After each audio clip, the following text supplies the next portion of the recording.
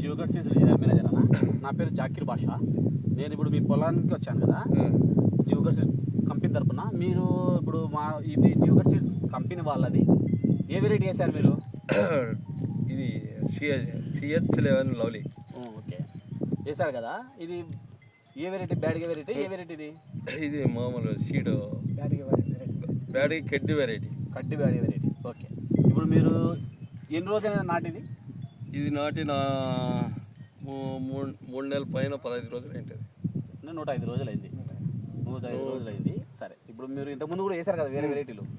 ఇప్పుడు వేశారు కదా, ఆ వెరైటీలు వేరే దానికి దీనికి మీకు ఏం అంటే తేడా ఏం కనపడింది? డిఫరెన్స్ ఏం కనపడింది? కాయలో కలర్ ఎట్లా కనపడింది మీకు? ఏ డిఫిషియన్సీ ఏమన్నా ఎక్కువ ఉన్నాయా లేకపోతే తక్కువ ఉన్నాయా? పూత డ్రాప్ అవ్వడం లాంటివి ఇట్లాంటివి ఏమైనా డిఫరెన్స్ గమనించిందా కదా మీరు? మీ అనుభవాలు ఏమైనా ఉంటే మాకు చెప్పండి అన్న. ఏముంది, బాగా కాపు బాగా వస్తుంది దీనికి. చెట్లు బాగా నిలబడతాయి. దాంట్లో కాపు బాగా వస్తుంది, పూత కాత అంతా బాగా వస్తుంది. దానికి దగ్గర పడుతుంది. కాయ దగ్గర. ఇప్పుడు మీ పేరు ఏం పేరు అన్న? నా పేరు నాగరాజు. ఓకే, మీ ఊరు? గోవిందవాడ. మండలం? బొమ్మనహాల్ మండలం, డిస్ట్రిక్ట్ అనంతపురం. ఇప్పుడు మీకు అయితే కాయ సైజ్ ఎట్లా ఉంది? సైజు బాగుంది. కలర్ ఎట్లా ఉంది? కలర్ కూడా బాగుంది.